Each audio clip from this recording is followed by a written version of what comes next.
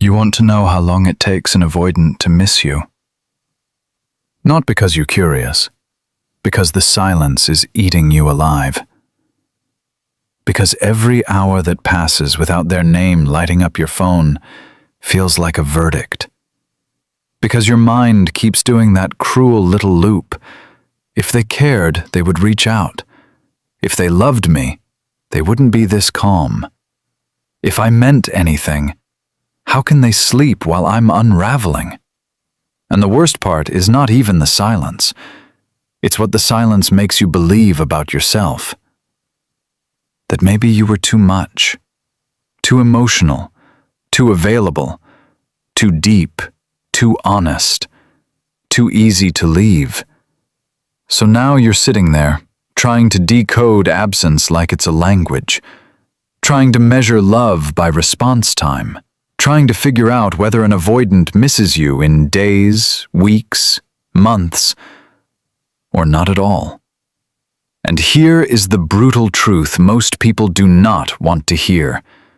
The more you chase an avoidant for proof, the longer it takes them to feel your absence. Because when you keep showing up, explaining, reaching, checking, hinting, posting, testing, hoping, you never allow the loss to become real in their nervous system. You stay emotionally present for someone who is physically gone. And that keeps the door open just enough for them to avoid the grief. That's the part nobody tells you. Avoidants often do not process loss in the moment of separation. They process it in the space after, in the quiet, in the distance, in the emptiness that finally has no buffer. Not because they are heartless, because they are overwhelmed. That changes everything. Most people think avoidant attachment means someone doesn't care enough, but often the opposite is true. They care, and the caring activates too much. Too much vulnerability, too much dependency, too much internal exposure. Intimacy starts to feel like pressure. Connection starts to feel like expectation. Love starts to feel like a room with the walls slowly moving inward. So when emotions intensify, their system does what it learned to do a long time ago. It shuts the doors. Not always consciously, not dramatically. Sometimes it looks calm from the outside, logical, cold even. But underneath that detached expression, the body is doing something very old. The amygdala reads closeness as potential danger. The nervous system floods with stress. Cortisol rises. Their body starts seeking relief, not connection. Distance becomes regulation. Numbness becomes control. And the person they care about most can suddenly feel like the source of the overwhelm they are trying to escape. That is why an avoidant can pull away while still feeling something real. That is why they can go silent and still think about you. That is why they can miss you and not contact you. Because missing you and tolerating the vulnerability of that feeling are not the same thing. Read that again inside yourself. Missing you is one experience. Reaching for you is another. An avoidant can absolutely miss you before they are capable of expressing it. Now, does that mean they miss you immediately? Sometimes no. And I know that hurts. But this is where you stop personalizing a nervous system pattern as a measure of your worth. In the beginning of distance, many avoidants feel relief before they feel loss. Relief from emotional pressure. Relief from intensity. Relief from the demand, real or imagined, to be more available, more open, more accountable, more emotionally present than their system knows how to be. For a little while, space feels like oxygen. And if you're anxiously attached, that part can destroy you. Because while you're panicking, they seem peaceful. While you're replaying every conversation, they seem untouched. While you're wondering if they're crying, they're posting a meme, answering work emails, going to the gym, acting almost strangely fine. But fine is deceptive. Avoidants are often trained to disconnect before they collapse. Their body learned early that needing too much from people was dangerous, disappointing, or humiliating. So instead of moving toward pain, they move around it. They distract. They compartmentalize. They intellectualize. They tell themselves the relationship was too much, too messy, too emotional, too complicated. They focus on your flaws because your flaws help justify their exit. They create distance in the story so they can survive the feeling. But then something shifts. Not because you convinced them, because your absence finally becomes undeniable. This is the core concept you need to understand if you ever want to stop feeling powerless in this dynamic. Silence is what reveals reality to an avoidant nervous system. Not dramatic silence, not manipulative silence. Not the kind where you disappear, hoping they panic in 48 hours and come running back with a confession. I'm talking about clean silence. The kind that does not beg. The kind that does not perform pain for attention. The kind that does not send one last just checking in message at 11:47 p.m. The kind that does not keep touching the wound to see if it still hurts. Because every time you break the silence, you regulate them for free. You give them just enough reassurance to avoid feeling the full weight of what is gone. And when that happens, they do not have to miss you deeply. They only have to manage you lightly. That is the pattern. You feel the distance, so you reach. They feel your reach, so they retreat less dramatically. You get a crumb and call it hope. They get relief and call it control. And nothing changes. But when the silence is real, something starts happening in them that they cannot outsource. At first, they may lean harder into independence. They may tell themselves this is for the best. They may enjoy the absence of emotional demands. Their dopamine may even spike from novelty, distraction, freedom, or the temporary high of not having to confront relational discomfort. But nervous systems do not live on freedom alone. Eventually, the stimuli fade. The distractions become repetitive. The relief settles. The house gets quiet inside them. That's when memory starts creeping in. Not all at once, in fragments. Your laugh in the middle of an ordinary moment. The way you looked at them when they were pretending to be okay. The message you used to send at that exact hour. The warmth of being known without having to explain everything. The strange safety of your presence. And now the nervous system that once associated closeness with pressure begins, slowly, to associate your absence with deprivation. That's when an avoidant starts to miss you. Not when they're flooded. When they're no longer defended by immediate relief. This can take days for some, weeks for many, months for others. There is no universal timeline because it depends on how attached they were, how defended they are, what stage of life they're in, whether they have new distractions, whether they have emotional awareness, whether the relationship felt genuinely safe, and whether your silence allowed the loss to land. But if you're asking for the honest answer, here it is.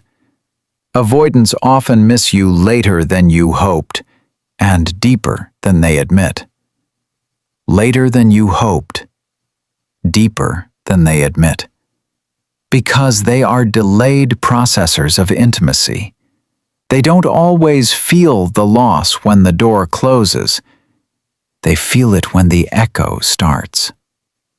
Picture them alone after a long day, The social battery is low. The room is dim.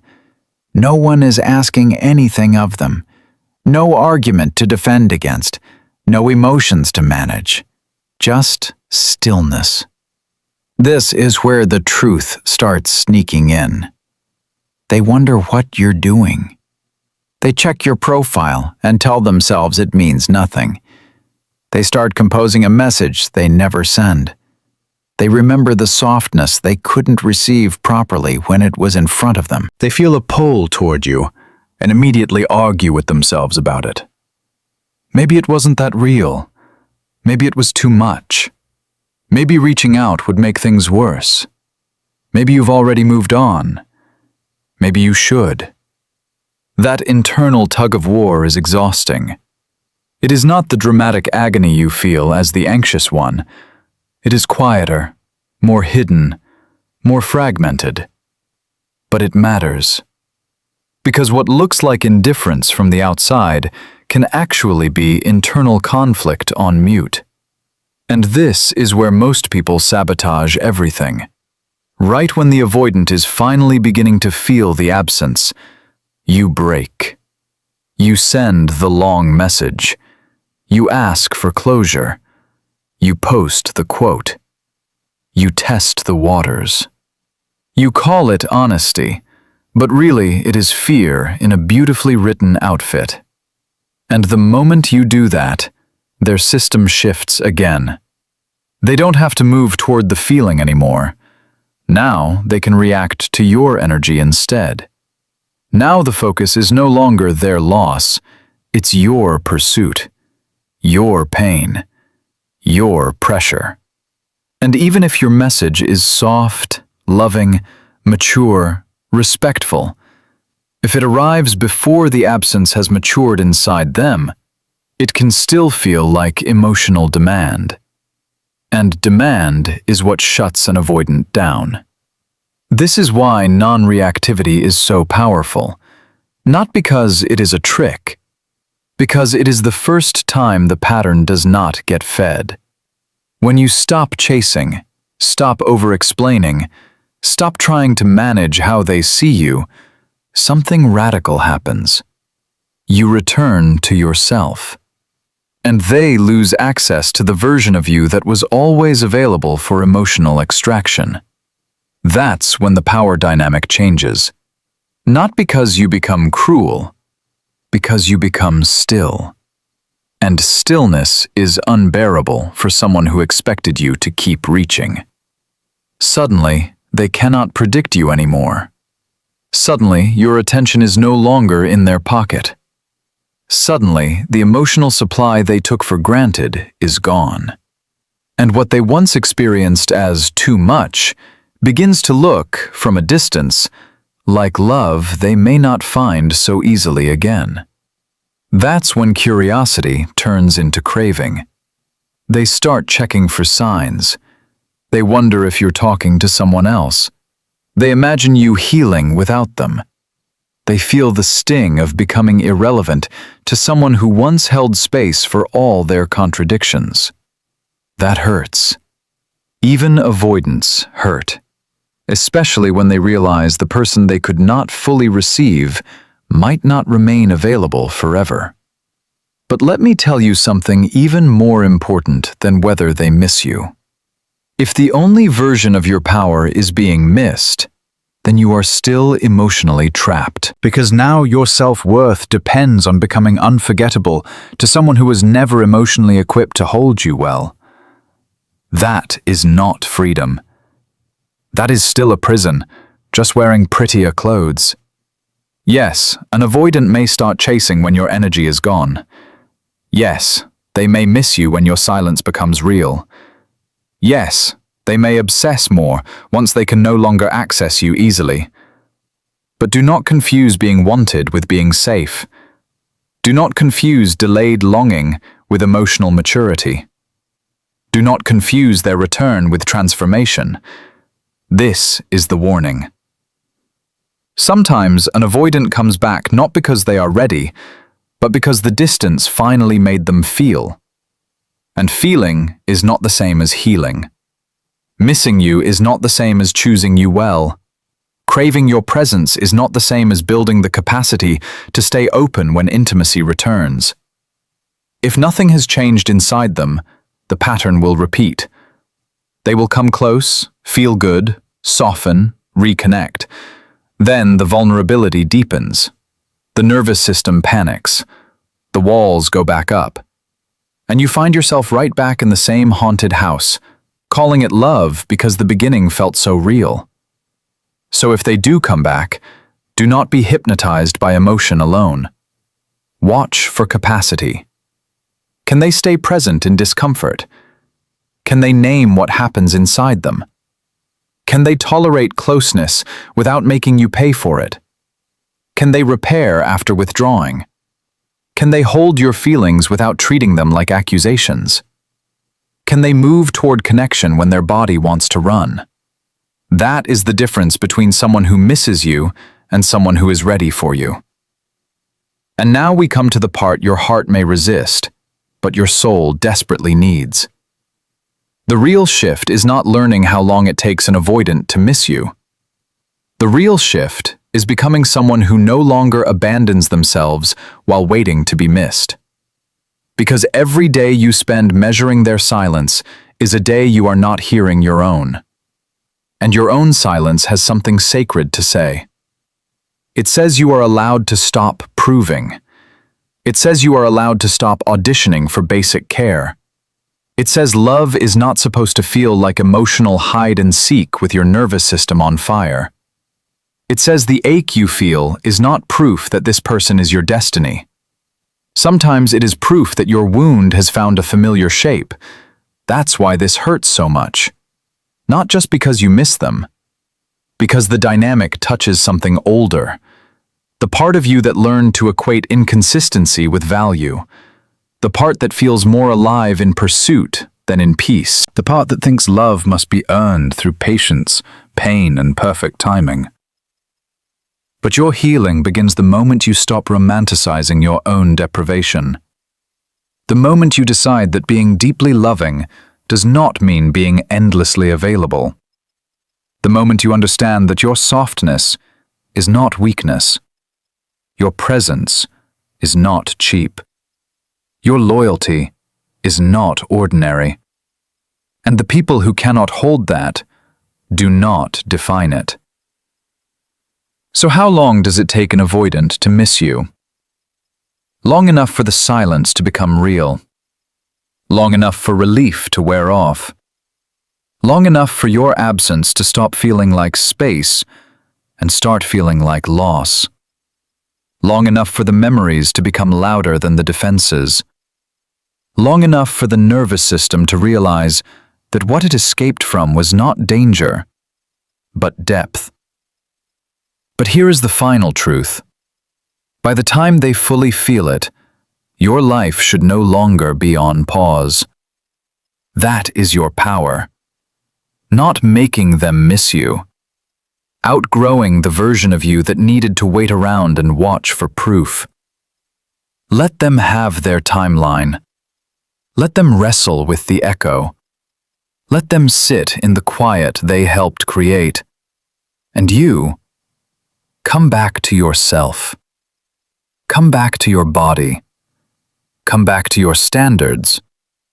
Come back to the part of you that knows love should not require self-erasure. There is a version of you on the other side of this who is no longer hypnotized by mixed signals. A version of you who does not confuse longing with compatibility. A version of you who can be compassionate without becoming consumable.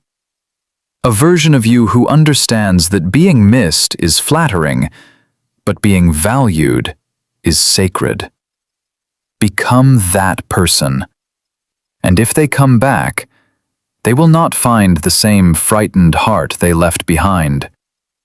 They will find someone calmer, someone clearer, someone who can look love in the face and no longer beg it to stay. Someone whose self-worth is no longer up for negotiation. Someone who knows that the deepest power is not in being unforgettable, It is in becoming unavailable for what diminishes you. That is when everything changes. That is when the silence stops sounding like rejection and starts sounding like release. That is when you stop asking, "When will they miss me?" and start living like someone who finally understands. The right love won't need your absence to discover your value.